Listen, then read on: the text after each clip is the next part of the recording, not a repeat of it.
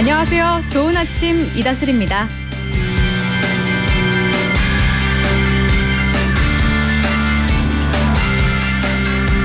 그야말로 역대 최악이다. 4년의 임기를 마친 21대 국회에 대한 평가입니다. 원구성 협상을 둘러싼 극한 대치로 1987년 민주화 개헌 이후 가장 늦게 문을 열었던 이번 국회는 막판까지 정쟁으로 얼룩졌습니다. 정치권의 끝없는 정쟁이 이어지다 보니 국회 본연의 임무인 입법 성적도 좋을 리 없죠. 4년간 26,851건의 법안을 발의했지만 처리한 법안은 9,479건에 그쳤습니다. 정치가 실종되고 민생은 각자 도생, 대통령의 힘과 국회 다수당이 충돌하는 무한정쟁이 일상처럼 반복되고 있습니다. 지난 총선 후 여야는 협치를 말하며 민생을 최우선으로 하겠다고 다짐했지만 달라진 것은 없었습니다. 민생국회는 이제 오늘 개원하는 22대 국회 과제로 넘어갔습니다. 하지만 만 원으로 한 끼 때우기도 힘든 시대를 살아가는 서민들은 오늘 첫 발을 내딛는 22대 국회가 우리 삶을 더 피폐하게 만들지 않을까 걱정스럽기만 합니다.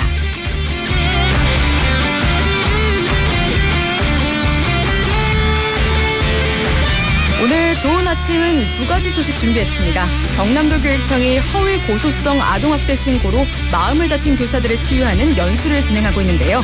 관련 소식 자세히 들어보겠습니다. 그리고 알면 돈이 되는 금융상식. 오늘은 제2의 월급통장이라고 하는 배당주 투자에 대해서 알아봅니다. 먼저 이 시각 교통 흐름부터 파악해보죠. 교통정보센터 남선희 리포터 연결합니다. 출근 차량이 가장 많은 밀집된 구간은 지금 창원대로 소계광장인데요. 소계 지하차도와 창원 육교 쪽에서 진입하는 차가 합류하면서 파룡 사거리로 구간 정체고요. 반대 방면 마산역 쪽으로 좌회전 신호 2번 정도 기다립니다. 그래도 용원교차로 정체는 풀려서 신호 한 번에 각 방면 진입하고 있습니다. 원희대로 용지 사거리에서 창원 종합 운동장 사거리 구간 밀립니다. 운동장 사거리에서 충원탑 사거리 쪽으로 좌회전 신호 2번은 받아야겠고 반대 방면 는 도계광장에서 서부경찰서 사거리 쪽으로 지금 정체 이어지고 있습니다. 의창대로에서 진입하는 차량이 많아서 꼬리 물기도 이어지고 있는데요. 안전운전 하시기 바랍니다. 그리고 장외 대청 지하차도에서 창원으로 진입하는 길도 터널 진입부에서 서행하고 있고 고속도로는 정체 구간 사고 구간 없이 현재 소통 흐름 좋습니다. 다만 오늘 시설물 보수 작업하는 곳이 꽤 있습니다. 남해 일지선 고속도로 함안 방향 레서분기점 부근 3차로에 시설물 설치 작업 진행하고 있고요. 중부 내륙고속도로 양평 방향 선산 부근 2차로 비탈면 보완 공사 시작하고 있습니다. 취업은 쉽다 보건의료 특성화대학 마산대학교 협찬 교통정보였습니다. 네, 고맙습니다. 남선희 리포터였습니다. MBC 경남 좋은 아침은 FM 98.9, 91.1MHz에서 함께할 수 있습니다. 좋은 아침 함께 하시면서 궁금한 점이나 의견 있으시다면 샵 2244번으로 남겨주세요. 짧은 글은 50원, 긴 글은 100원의 이용료가 있습니다. 저희는 잠시 광고 듣고 오겠습니다.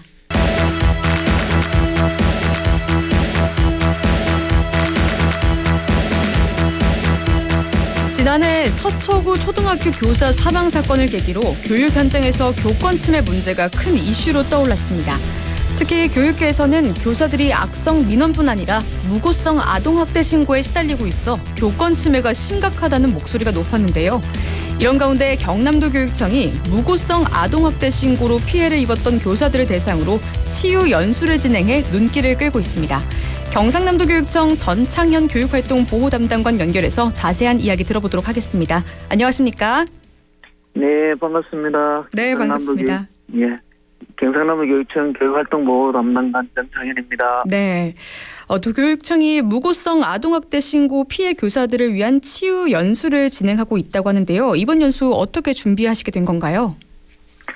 예, 작년 서희초 선생님 사건 이후에 교원직이 바뀌었는데 불개정 전에는 무고성 아동학대 신고에 대해서 교사 혼자서 오롯이 모든 조사, 그다음에 경찰의 수사, 법률 대응까지 다 했었습니다.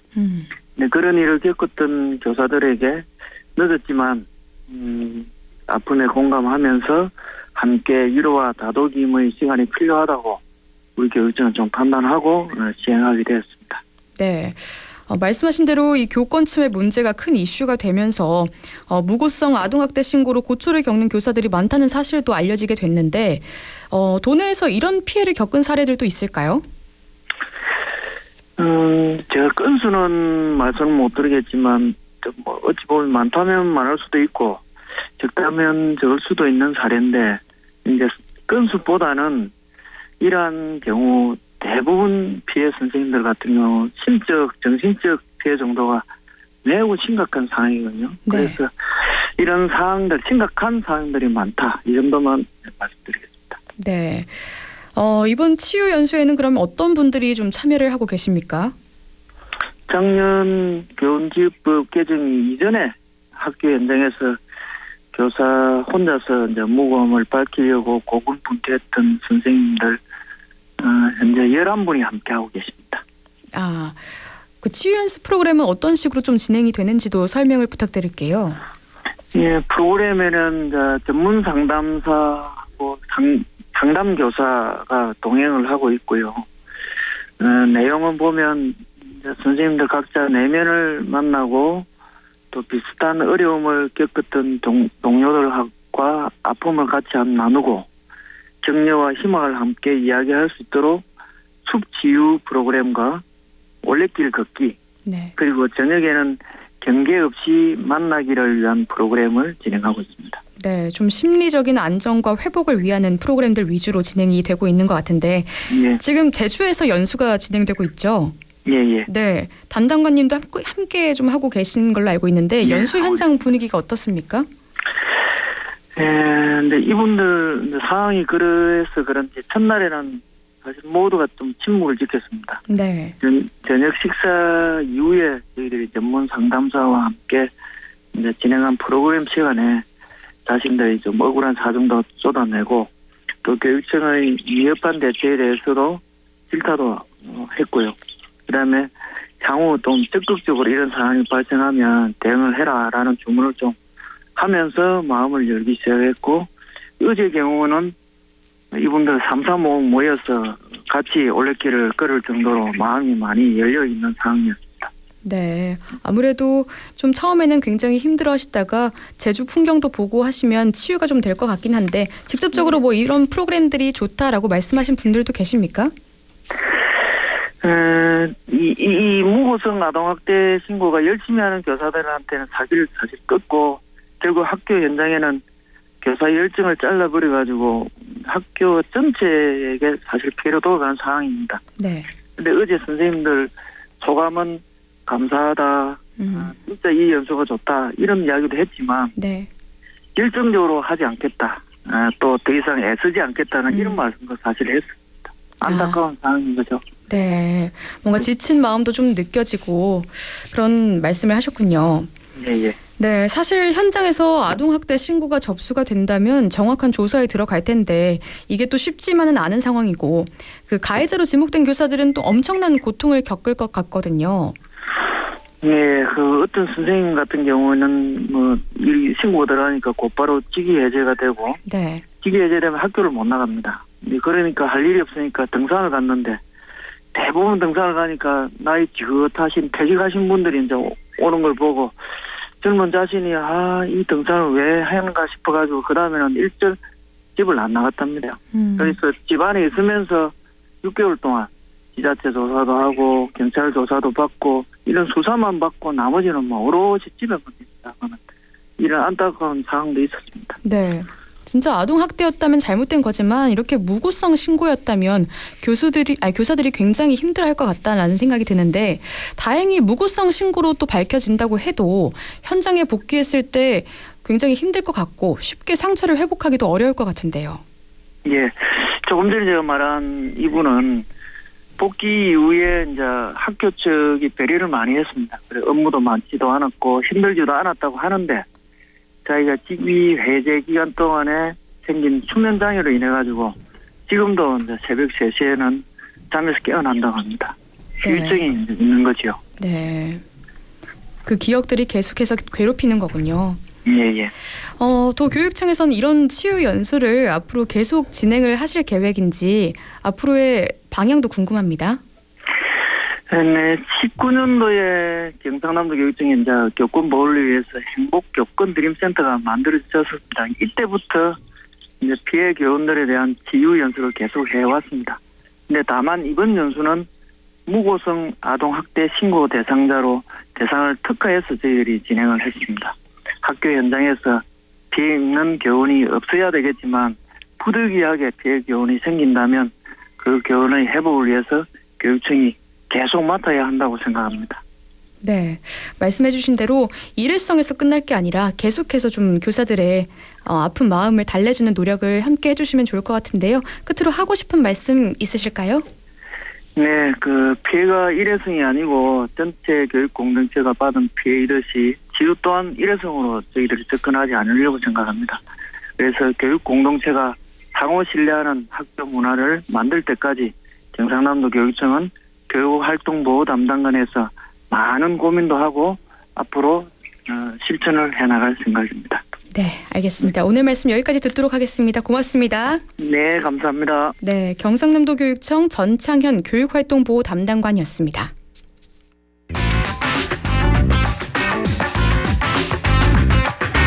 여러분께서는 지금 늘 여러분과 함께하는 방송 MBC 경남 좋은 아침을 듣고 계십니다.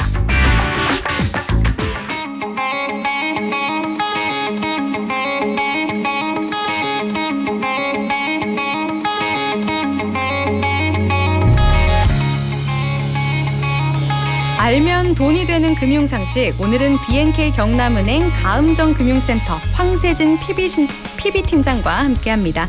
안녕하십니까? 네, 안녕하세요. 네, 오늘은 배당주 투자에 대해서 알려주신다고요? 네, 요즘 높은 인플레이션의 영향인지 너도 나도 제2의 수익을 발생시키는 투자에 관심이 늘어나고 있는 것 같습니다. 매월 월급처럼 꾸준하게 받을 수 있는 배당주 투자에 대해서 오늘 한번 말씀드려 보겠습니다. 네, 매월 배당을 받는 투자다. 네. 구체적으로 말씀을 해주시기 전에 네. 우선 배당을 받는다 이런 개념부터 설명을 해주시죠. 그렇죠. 일단 배당을 한다는 건 주식을 가지고 있는 주주들에게 보유한 지분에 따라서 이익의 일부를 나눠주는 것입니다. 네. 예를 들어서 앵커님의 친구가 카페를 개업하는데 자금이 부족합니다. 그래서 돈을 달라고 한다면 앵커님은 돈을 빌려줄 수도 있고 투자금으로 줄 수도 있겠죠. 만약 돈을 빌려주신다면 매월 이자를 받고 일정 시점에 원금 회수를 할 것입니다. 네. 하지만 빌려주는 것이 아니라 투자금으로 주는 것이면 매월 이자를 받을 수는 없고 그 대신에 친구와 운명 공동체가 됩니다. 네. 친구분이 장사를 잘해서 돈을 많이 벌면 그 이익금을 투자한 비율만큼 계산해서 나눠줄 겁니다. 예를 들어서 총 1억 원의 자금에서 3천만 원을 앵커님께서 투자를 하셨다면 네. 이익의 33%를 배당으로 받게 되는 것이죠. 이것이 주식 투자이고 투자를 하고 그 금액만큼 지분을 받고 이익이 발생하면 그만큼 배당도 받는 것입니다. 그럼 장사가 만약에 뭐 잘 안 된다면 배당도 기대를 할 수 없는 건가요? 네, 당연합니다. 사업이 적자가 났을 때 돈을 빌려준 경우이면 이자는 받으실 수 있습니다. 네. 우리가 은행에서 대출을 받는 것과 같이 이자 비용은 기업이 적자가 나든 흑자가 나든 무조건 지급해야 하는 것인 반면에 배당은 기업이 이익을 내고 남은 돈의 일부를 활용해서 지급하는 것이기 때문에 이익이 나지 않는다면 배당 가능성은 없다고 보시면 됩니다. 네, 자금을 빌려주는 것에는 이자가 발생하고 이 수익은 기업의 적자와 흑자와 관계없이 일정률로 변동 없이 발생하지만 네. 투자를 할 경우에는 기업의 이익을 지분에 따라서 배당으로 받을 수 있다. 네, 네. 이런 개념을 정리해 보도록 하겠고요. 네, 네. 만약 내가 투자를 한 곳이 있다면 무조건 이익이 많이 나도록 하는 곳으로 좀 기대를 해보는 게 좋겠네요. 네, 맞습니다. 앵커님이 장사라는 친구에게 일정 지분을 투자를 하셨다면 친구가 오픈한 가게가 좀 더 많은 이익이 날 수 있도록 행동하실 것 같아요. 단골 고객을 많이 끌어주신다거나 네. 지인들에게 홍보를 하신다거나 하는 노력을 아무래도 하시지 않을까요? 그래서 이러한 활동이 바로 나의 수익과도 연결이 되기 때문입니다. 네, 열심히 하겠죠. 네. 그렇죠. 네, 그렇다면 뭐 기업의 이익에 따라 배당률도 다를 텐데 네, 네. 배당을 잘해주는 기업을 선정하는 것도 중요하겠네요. 네, 아무래도 그렇습니다. 배당률은 물론이고 배당을 매월 주는지 분기에 한 번 주는지 그리고 1년에 한 번 주는지 등의 그 주기를 보셔야 하고요. 네. 그리고 지속적으로 꾸준한지를 보셔야 합니다. 예를 들어서 국민 주식인 삼성전자의 경우는 대표적인 분기 배당 주식입니다. 네. 하지만 국내 상장사의 대부분은 1년에 한 번 배당을 주기 때문에 배당주 투자는 대체로 미국이 유리합니다. 왜요? 예. 왜냐하면 미국은 분기에 배당하는 것이 아주 보편적으로 되어 있기 때문입니다. 네. 미국 S&P 500 상장사의 대부분이 3개월 단위로 1년에 4번 배당을 하기 때문에 꾸준한 현금 창출이 가능하다고 볼 수 있습니다. 예를 들어서 만약에 1월, 4월, 7월, 10월에 배당하는 기업과 2월, 5월, 8월, 11월에 배당하는 기업, 3월, 6월, 9월, 12월에 배당하는 기업으로 포트폴리오를 짜시게 될 경우 거의 매달 월세처럼 현금으로 받으실 수 있습니다. 그래서 보통 배당주 투자를 하시면 미국 배당주에 관심을 많이 가지시는 것 같습니다. 네, 정말 용돈을 받는 느낌으로 네, 보일 수 있을 것 같은데요. 하지만 개별적인 기업의 배당률과 매출 등을 고려해서 배당주를 선정하는 게 말처럼 좀 쉽지만은 않을 것 같기도 해요. 네네네. 그리고 또 미국 주식은 더 접근하기가 어려울 것 같기도 하고요. 네, 그렇습니다. 더군다나 국내 주식 가격에 비해서 심지어 미국 주식이 아주 비싸기 때문에 네. 배당주 포트폴리오를 다양하게 구성하는 것이 예산이 많지 않으시면 시도하기 상당히 어려운 것인 것 같습니다. 그래서 투자가 너무 막연하시고 자금 규모가 크지 않으신 분들은 상장지수 펀드인 ETF를 활용하는 것이 좋겠습니다. 특히 국내 증권사에도 미국 배당주 관련 ETF가 다양하게 상장이 되어 있기 때문에 좀 더 편리하게 배당주에 투자가 가능합니다. 그리고 최근에는 매월 분배금을 현금으로 지급하는 ETF 상품의 판매가 늘어나고 있기도 합니다. 네. 개별 종목별로 배당어를 분산하지 않아도 매월 월급처럼 분배금이 나오는 형태이고 기초자산 또한 주식, 채권, 리츠 등 다양하기 때문에 국내에 첫 출시된 이후로 지난달 말일 기준 이 월배당 ETF의 순자산 총액이 7조 원 이상으로 늘어나 있기도 합니다. 네. 그만큼 사람들의 관심이 많이 쏠리고 있다는 증거입니다. 네. 정말 들어보니까 저도 관심이 생기는데 그렇죠. 지금 매월 분배금이 나오는 이 배당주가 굉장히 많은 인기를 끌고 있긴 하겠네요. 그렇죠. 네. 실제 현장에서 네. 너도 나도 이 배당주에 투자를 하려면 어떻게 해야 되는지에 대한 네. 문의가 최근에 조금 늘어나고 있는 것 같기도 합니다. 예전에는 약간 매월 꼬박꼬박 그 월세를 받는 건물주가 좀 대세였는데 지금은 맞습니다. 배당주를 투자하는 시대가 됐다. 지금은 배당주가 대세입니다. 심지어 예전에는 초등학생의 장래희망이 건물주라고 했던 시절도 있었죠. 네. 지금은 근데 고물가, 고금리 상황이 계속 지속되다 보니 서울 요지에 위치해 있는 상가를 제외하고는 지방의 상가 공실률이 많이 늘어나고 있는 것 같습니다. 네. 상가 월세 수익으로 살아가시는 분들이 공실에 따른 수익 감소, 대출 이자 비용의 상승으로 매월 적자에 시달리는 경우도 종종 있습니다. 네. 그리고 아파트를 여러 채 소유하자니 취득세, 양도세, 재산세, 종부세 등의 각종 세금 폭탄이 기다리고 있어서 쉽지가 않습니다. 주요지의 똘똘한 상가가 아니고는 지금은 건물주가 오히려 생계를 위협하는 수단이 된 것 같기도 합니다. 안타까운 현실이죠. 그렇다고 당장에 부동산을 정리해서 배당주에 투자하라는 것은 아니고요. 부동산 투자에 너무 집중이 되신 분들이라면 부동산뿐만 아니라 주식에서도 분기 내지 매월로 월세 수익 못지않게 투자를 할 수 있다는 걸 말씀드리고 싶네요. 그리고 당장은 힘드시지만 향후 자산 구성에서 일부분 활용하시는 것이 좋지 않을까 하는 생각입니다. 네. 매월 월세처럼 현금을 받는 것만 보면 참 좋긴 할 것 같은데 네. 그런데 사실 요새 많은 분들이 관심을 또 갖는 게 투자할 때 세금 붙는 거 맞습니다. 궁금해하시잖아요. 역시 예리하십니다. 국내 주식형의 경우는 아시는 것처럼 이 분배금에 대해서만 세금이 부과됩니다. 하지만 해외 배당 상품은 분배금은 물론이고 주식 매도 차익에 대해서도 15.4%의 세금이 과세가 됩니다. 자연스럽게 금융소득 종합과세에서도 자유롭지 않겠죠. 좀 센데요? 그렇죠. 네. 예, 그래서 일정 부분 비과세가 허용되는 ISA 계좌를 활용할 수 있습니다. 네. 계좌 내에서 운용을 하시면 비과세가 되시기 때문에 이것도 설세를 위한 팁이고요. 네. 그리고 한 가지 더 유의하실 점은 배당은 기업 실적이 악화되거나 경영 방침이 변경되어서 배당 수익률이 매번 달라질 수 있고요. 네. 그리고 성장주 투자에 비해서 배당 투자는 상대적으로 변동성이 낮기 때문에 주가 상승률이 낮을 수밖에 없습니다. 주가가 고공행진하는 상승기에 성장주에 버금가는 차익 실현을 하기에는 힘이 듭니다. 그래서 높은 배당률만 생각하고 투자를 했다가 주가 부진으로 손실을 보는 경우도 있기 때문에 이 부분을 유념하시면 더 좋으실 것 같습니다. 네, 오늘 여러 말씀 해주셨는데 인플레이션의 중동발 리스크 여러 가지 경제 지표들에 의해서 지난 4월부터 국내외 주식시장이 다소 또 불안한데요.